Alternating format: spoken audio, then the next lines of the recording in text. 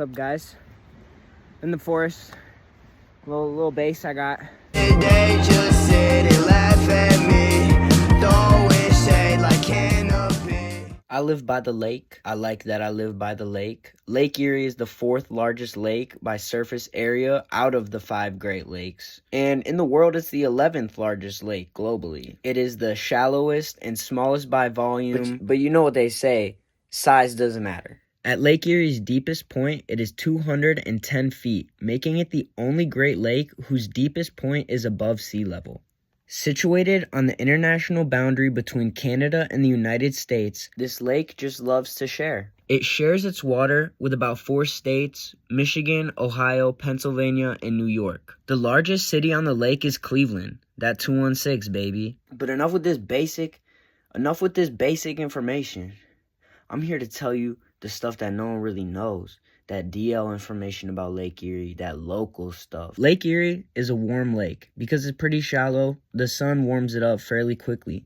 And this is a problem because in Ohio, we're doing a lot of nuclear power.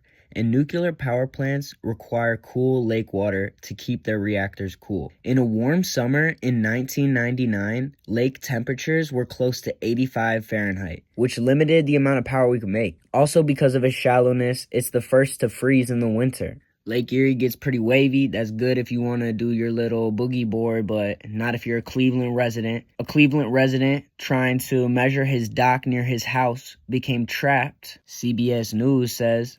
In a tug-of-war against the waves, the two were finally hauled out by rope.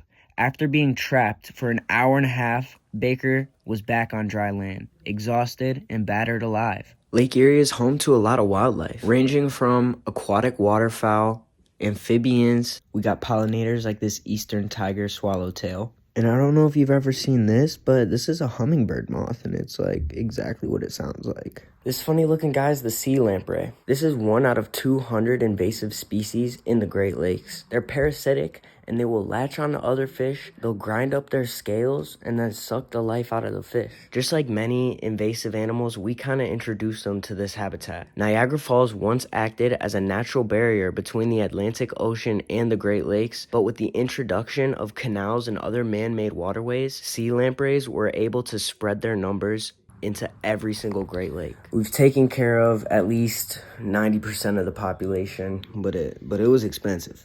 Let's talk about some Native Americans. Castoroides ohioensis.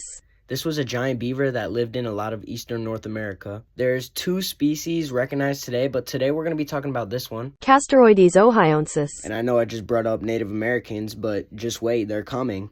The first fossils of this beaver were discovered in 1837 in a bog in Ohio, hence its name. Their front teeth could be 15 centimeters long, and they had a jaw that had a very powerful bite. Radiocarbon dates show that the south lowlands of the Great Lakes had the last isolated population of Castoroides. Fossils of this beaver were found alongside Paleo-Indian artifacts, leading researchers to believe that humans might have been with these guys. Many of the First Nations in North America had records of these giant beavers. And I'm not talking like Christopher Columbus, like the Mayflower. I'm talking Native Americans. A lot of their traditional mythology had giant beavers. A popular story was that a giant beaver made the Great Lakes. Researchers believe that this is proof that humans walked alongside these beavers and that it could be oral tradition of them first encountering these beavers. Dr. Seuss. Everyone knows Dr. Seuss. You're familiar with the Lorax.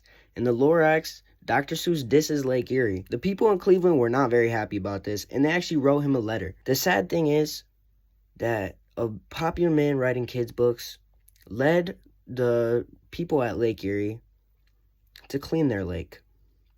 Not because it was polluted, but because Dr. Seuss dissed them in a children's book. Before we talk about anything else, let's get this out there. Chef Boyardee lived in Cleveland. We're looking at the same waters this great man once did.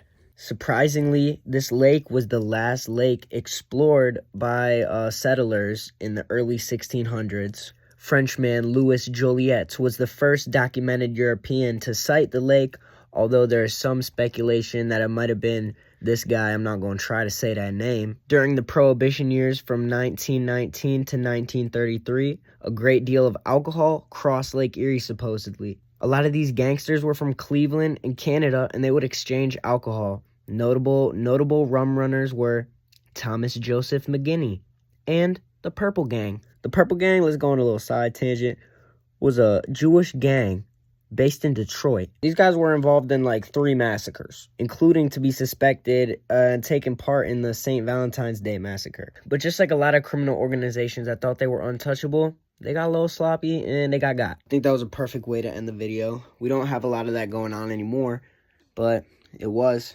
And it was all by Lake Erie. 216 440. Roll the outro. Tell me, got a handful of problems and now I cannot solve them, so the proceeds will cost. Come on.